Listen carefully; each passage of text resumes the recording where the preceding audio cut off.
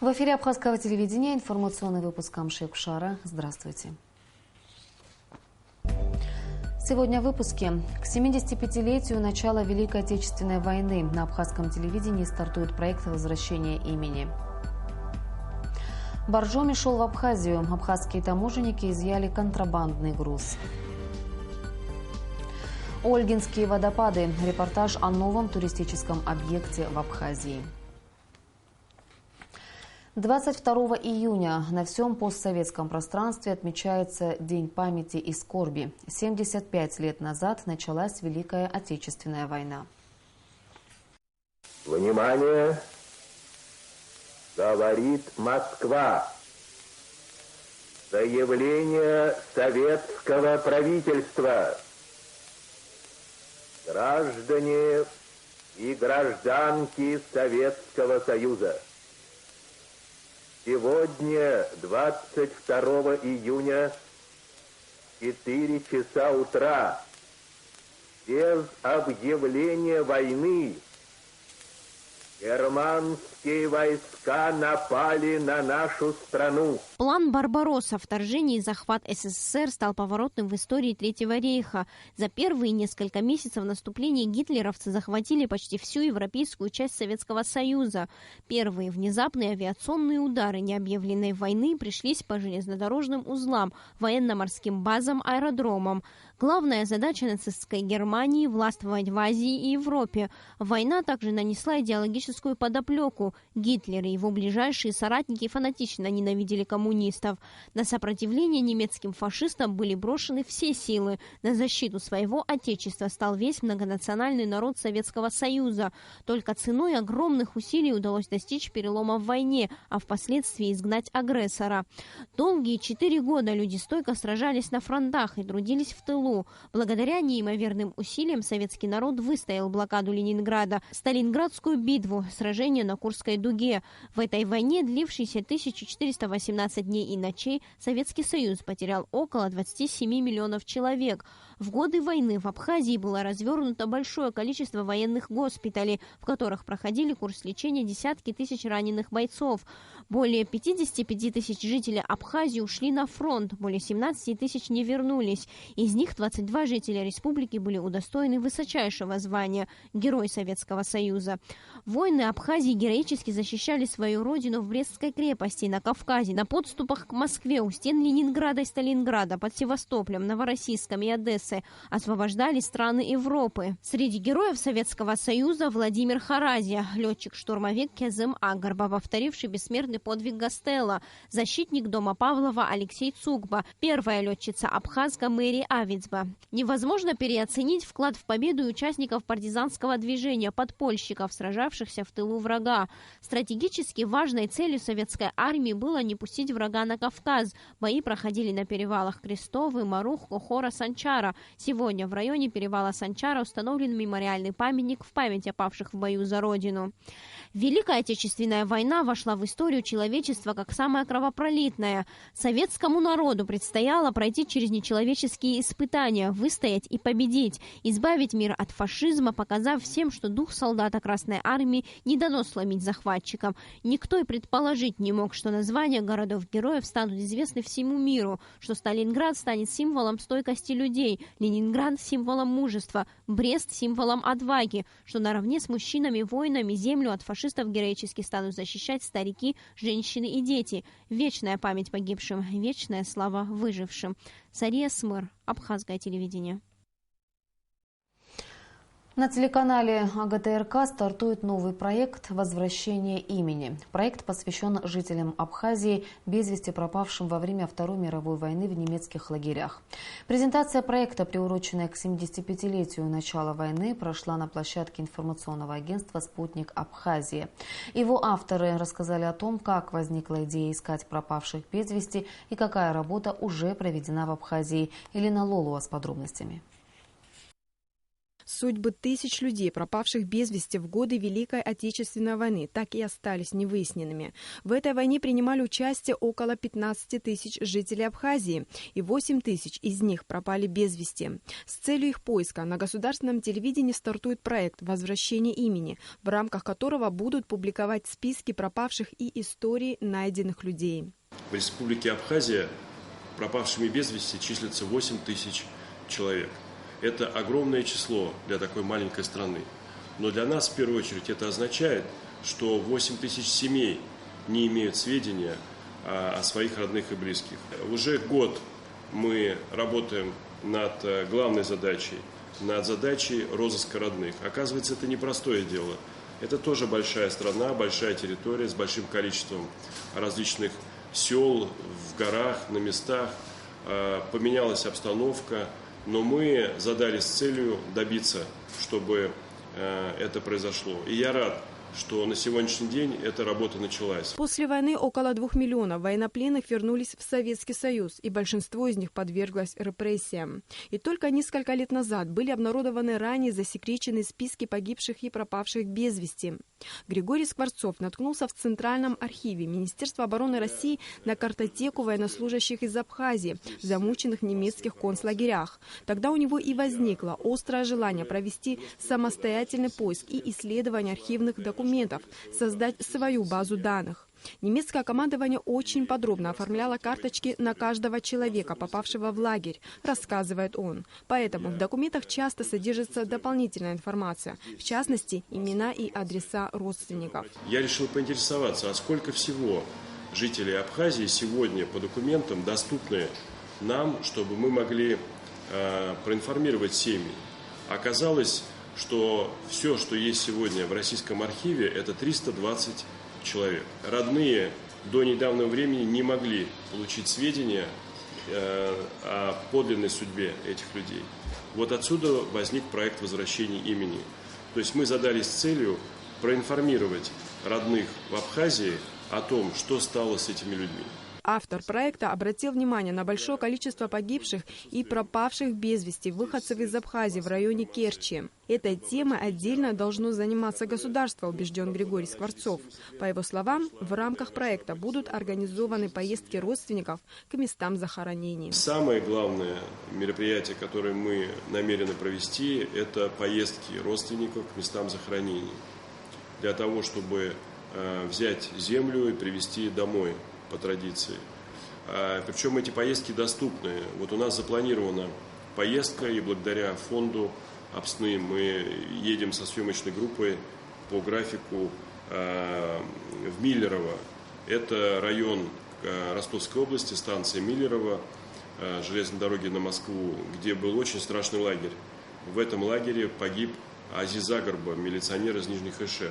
Проект возвращения имени и розыск родственников успешно проходит в России, Казахстане, Беларуси. Чтобы и в Абхазии он также успешно заработал, нужна поддержка государства и всех неравнодушных граждан.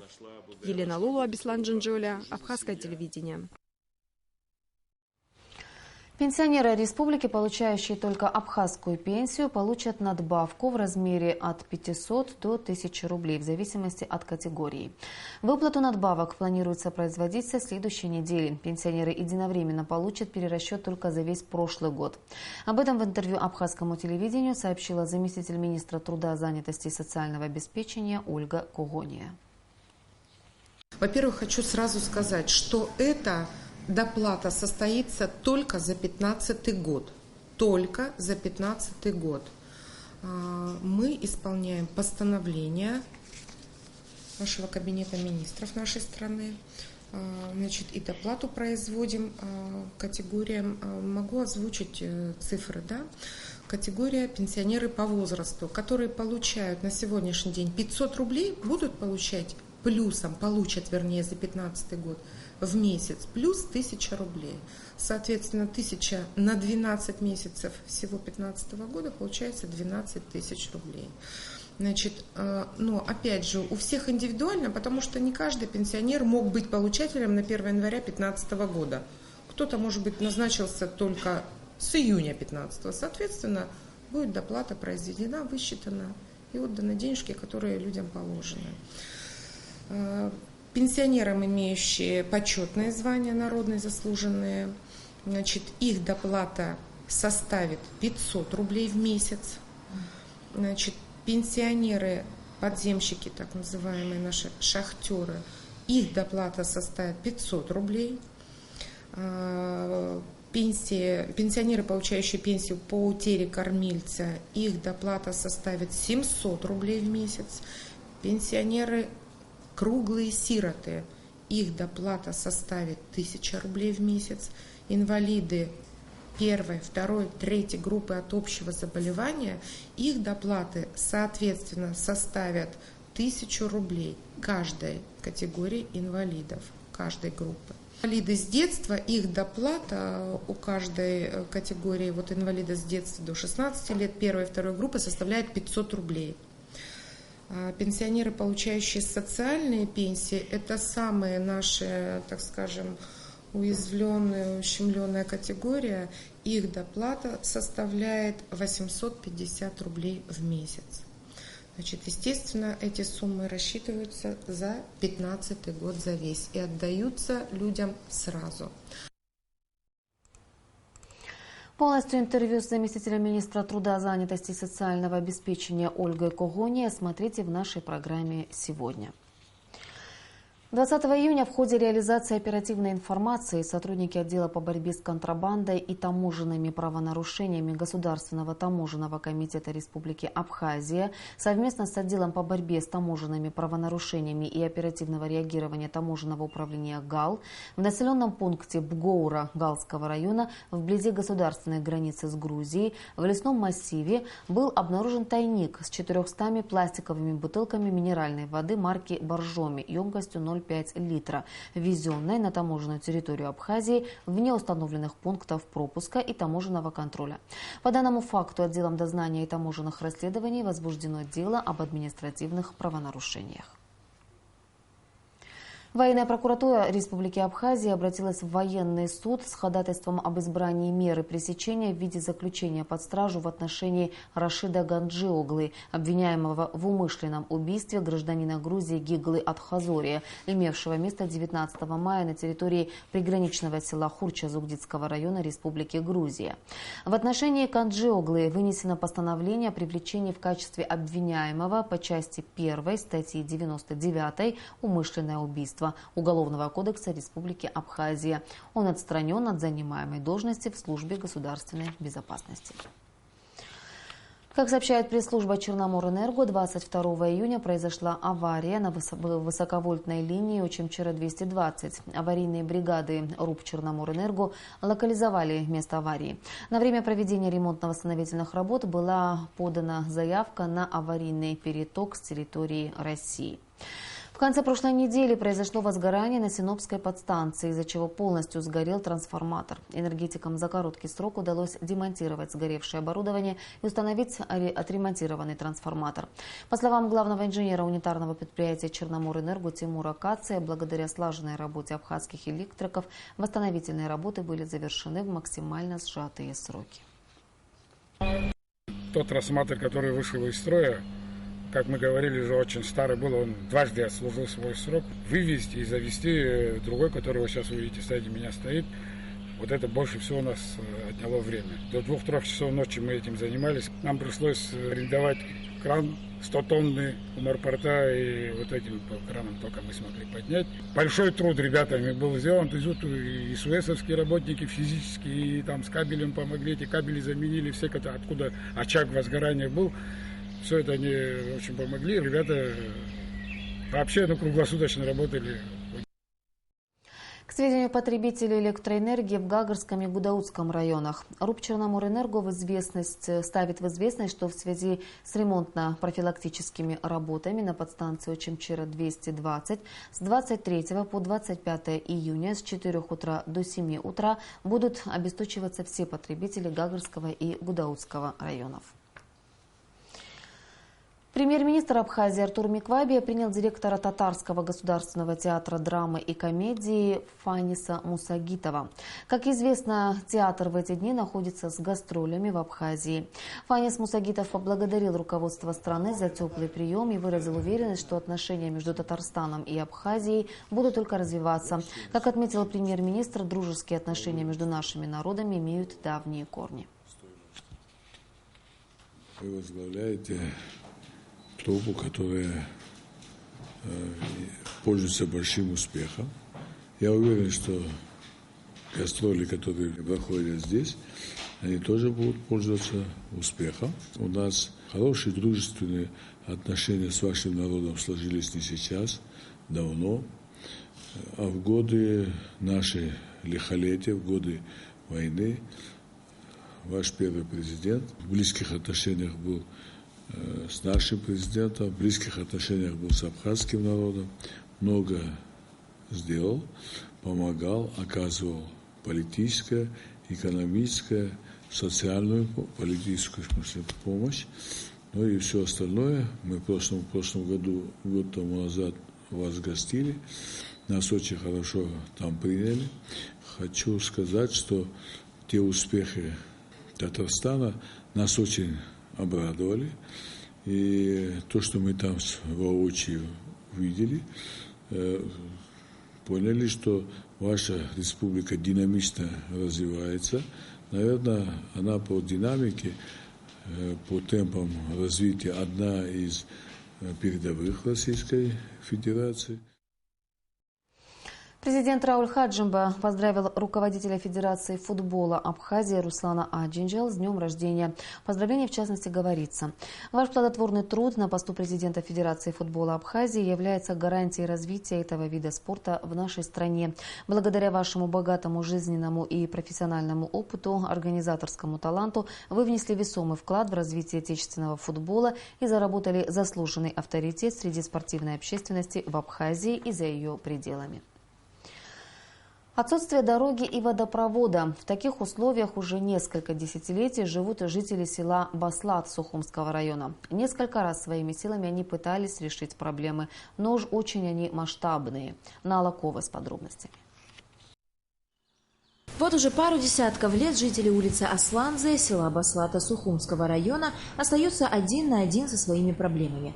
Плохое состояние дорог, перебои с электричеством, отсутствие водопровода – все эти проблемы, с которыми, казалось бы, не должны сталкиваться люди в 21 веке, являются неотъемлемой частью жизни жителей.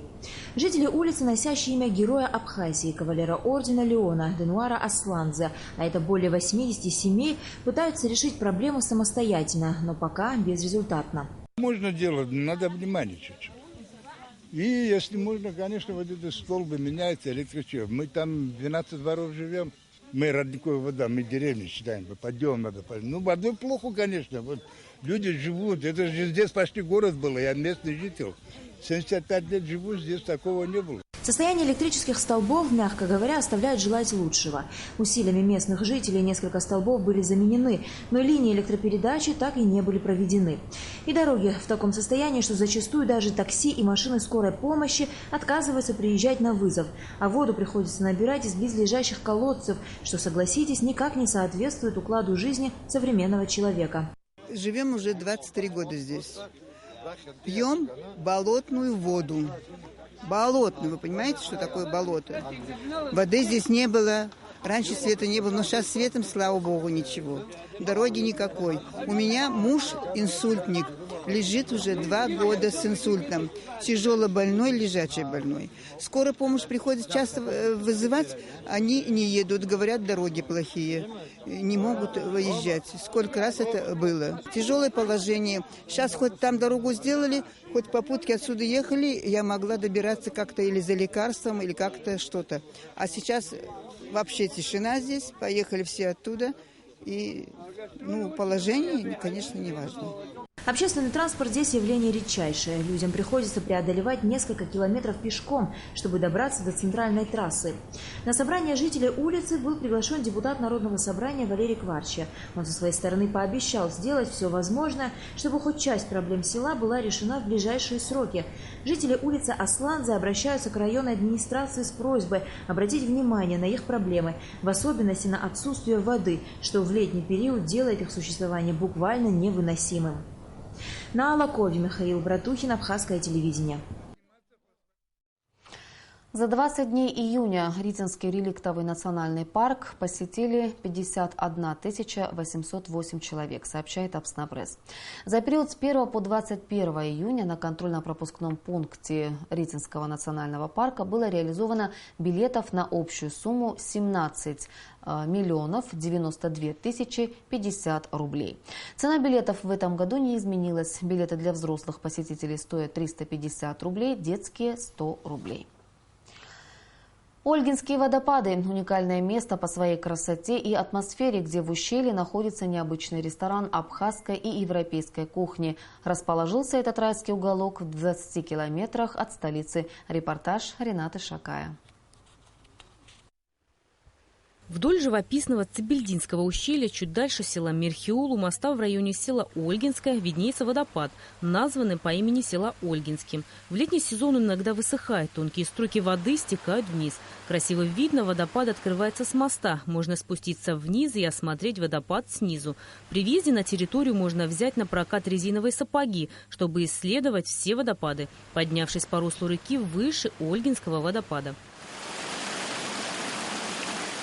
Наш живописный край всегда может порадовать и удивить любознательного путешественника, даже если он посещает какие-то достопримечательности или природные красоты не в первый раз. Одним из таких удивительных мест в Абхазии, куда, приехав раз, захочется вернуться, является Ольгинский водопад. Ольгинский водопад – отличное место для пикников. Жарким летом возле него можно прекрасно провести время, охладиться, искупавшись в прохладной воде. Кстати, дно водопада гладкое, без единого камешка. И это природное явление. Причудливо размытые водой стены поражают воображение. Сверху свисают растения, льется вода. Ощущаешь себя, как в тропических джунглях. Абхазия – страна воды, восхищенно произносят посетители. Как только вы попадаете на территорию ресторана, впечатления не заставляют долго ждать и вырываются фонтаном положительных эмоций. Все дорожки имеют поручни, поэтому ходить по ним абсолютно безопасно. А погулять действительно есть где. Вдоль берега реки большое количество растительности, которые уже к вечеру утопают в необыкновенной подсветке. Любим путешествовать, ездить, потому что места очень красивые. Ну а когда попадаешь в Абхазию, это, мне кажется, самый райский уголок, самый красивый уголок на Кавказе – это Абхазия. И вот мы сегодня попали в Ольгинские водопады. Ну, я просто так вот впечатлен, столько радости, счастья, что я здесь побывал. Такая природа красивая, здесь нога человека не ступала, мне кажется, никогда. Воздух, сначала такой пьянеешь от воздуха, чистота его, насыщенность воздуха, кислорода. Вот очень все красиво, впечатляет. Настоящий рай. Столики на площадке размещены таким образом, чтобы можно было наблюдать всю эту красоту. Вглубь ущелья ведет дорожка, которая приводит к еще одному красивейшему водопаду. Вся территория облагорожена, площадки позволяют наслаждаться красочными видами. Ресторан, расположенный на территории Ольгинских водопадов, предлагает абхазскую и европейскую кухни. Все продукты экологически чистые, местного производства. Рената Шакая, Стамур Гошба, Абхазское телевидение. И в завершение выпуска о погоде. По сообщению гидрометеослужбы, в Абхазии ожидается переменная облачность, преимущественно без осадков. Температура воздуха ночью плюс 21-23, днем плюс 30-32 градуса. Температура морской воды плюс 23 градуса.